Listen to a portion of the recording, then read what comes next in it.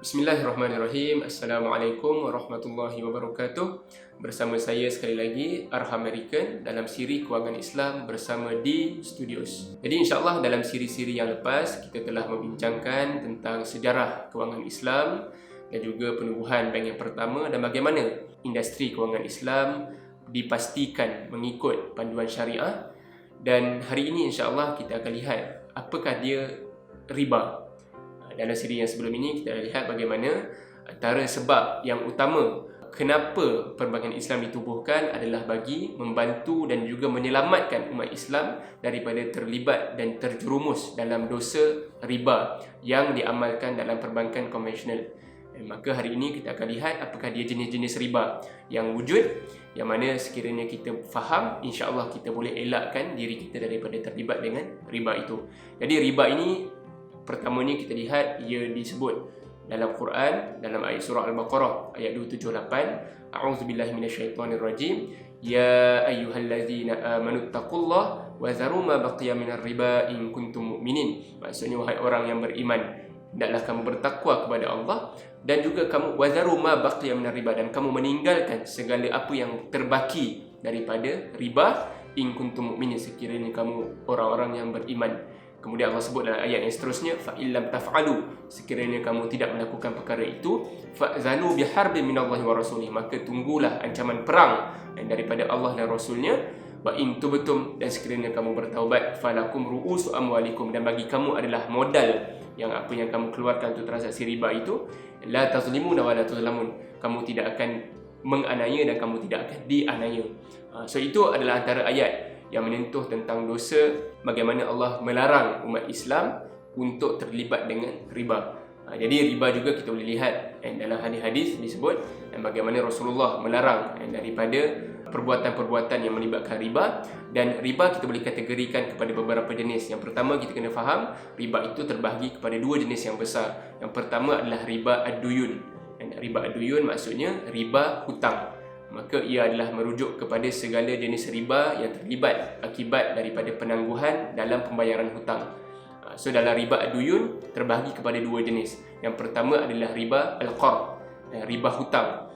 Contoh mudah, kita beri RM1,000 kepada kawan kita dan kita minta dia bayar balik RM10, maka lebihan RM10 itu dikira sebagai riba. Dan inilah riba yang wujud yang banyak dalam perbankan konvensional, di mana mereka memberikan kita duit untuk kita bayar dengan lebihan. Itu yang pertama. Yang kedua adalah riba al-jahiliyah atau riba jahiliyah, di mana riba ini contohnya sekiranya kita bagi RM1,000 tadi, dia kena bayar RM1,000. Tetapi sekiranya tiba-tiba dia datang kat kita, dia kata, Ahmad, boleh tak aku ni sekarang ada masalah duit, aku bayar sebulan kemudian, tapi aku tambah dia RM1,010 sebab aku bayar lambat. Maka di sini adalah contoh riba jahiliah, disebabkan lambat bayar ada pertambahan.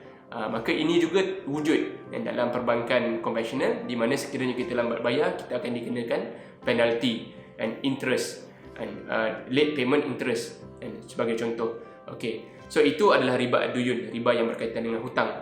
Jenis yang kedua ada pula yang dinamakan sebagai riba al-buyu', iaitu sebarang pertambahan yang disebabkan pertukaran barangan ribawi. Barangan ribawi ataupun item ribawi ini disebut dalam hadis, di mana ada 6 perkara yang disebut oleh Rasulullah, yang mana sekiranya kita melakukan pertukaran dalam 6 perkara ini, antaranya emas, kemudian perak, kemudian beras, gandum, garam dan juga tamar, maka kita perlu berhati-hati. Transaksi ini perlu berlaku secara spot dan berlaku secara tangan dengan tangan. Maksudnya berlaku dengan terus dan juga secara direct kita dengan orang tersebut.